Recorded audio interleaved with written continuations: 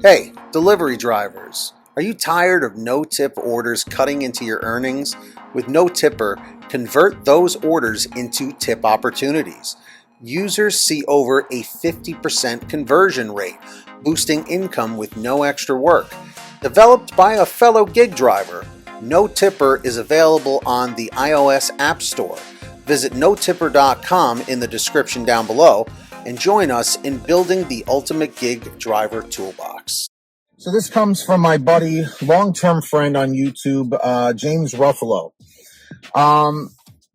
This was a very crazy story of what happened to him when he was doing a Walmart order. So sit back and listen to this one. He goes, "Dear Pete, I've been an inactive dasher, as you know, for a while, and this time you can use my name. I don't even care. I was working today and I had a Walmart order. It was an okay payout, so I went and did it. They're pretty much on point, so that's not the point. I go to the delivery site and it said leave at door on the DoorDash Dasher app.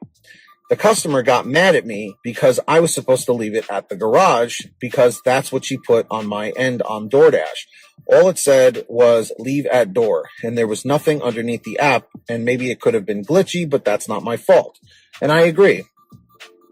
I didn't actually say that to the lady, but I just thought that in my head, and that's why all it said was leave at the door. Because by default, it'll just say like hand to customer or leave at door. Okay. So then that passes by and I'm unloading everything. The husband seemed like an okay guy at first as he was bringing the stuff in the garage, and it was one of those indoor garages attached to the house, so he can go right in the kitchen. So anyways, after that, he says, is there anything else left? And I said, there's one more thing, because it was a big order. And as I'm going to get it, it was a big bag of dog food.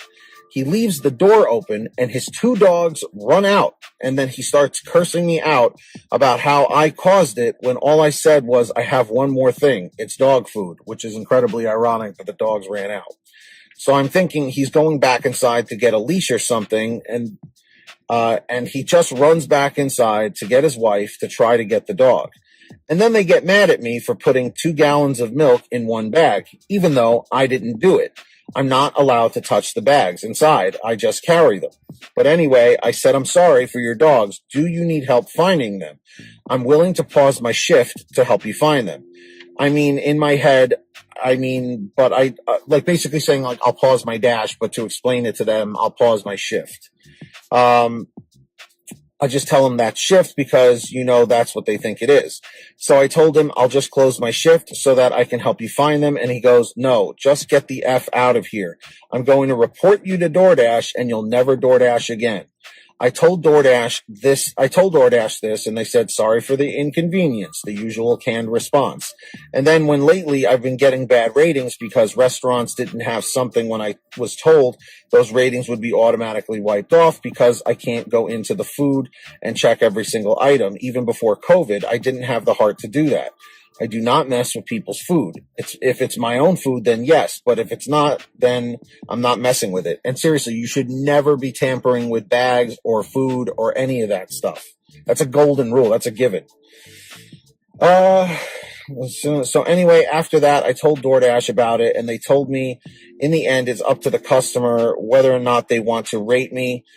So why is one agent telling me those ratings would be erased, but another agent is telling me it's up to the customer? Why do they give the customers too much power in the rating system? It's not my fault that people's stupid dogs ran out and they left their doors open. If they run out, don't leave them open. And I agree with that. Anyways, that was a rough delivery. And DoorDash says to me, oh, well, that was a hidden tip order, and I told him, I said, I don't care if it was a hidden tip of $100. You don't treat a driver like that. Thank you for your time and hope you share this. Feel free to use my name, James Ruffalo. James, I'm really, really sorry you had to go through that, man.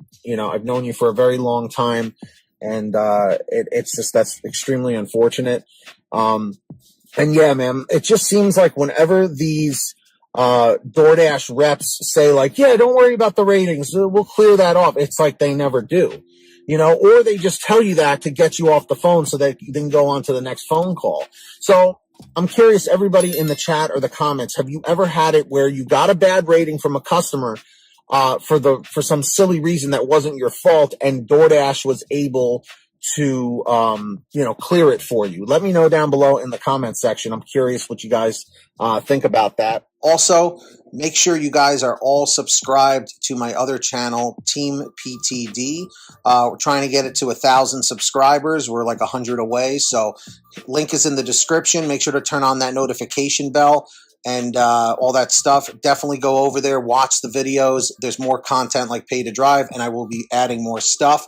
So let me know in the comments or the chat if you're subscribed. Leave a comment saying subbed. There are all the names right here on your screen of our current patrons as of the current moment of this video being made. So huge shout outs to all of them. If you guys want to sign up, links are down below. As I mentioned, who's going to be the next patron? Maybe it will be you.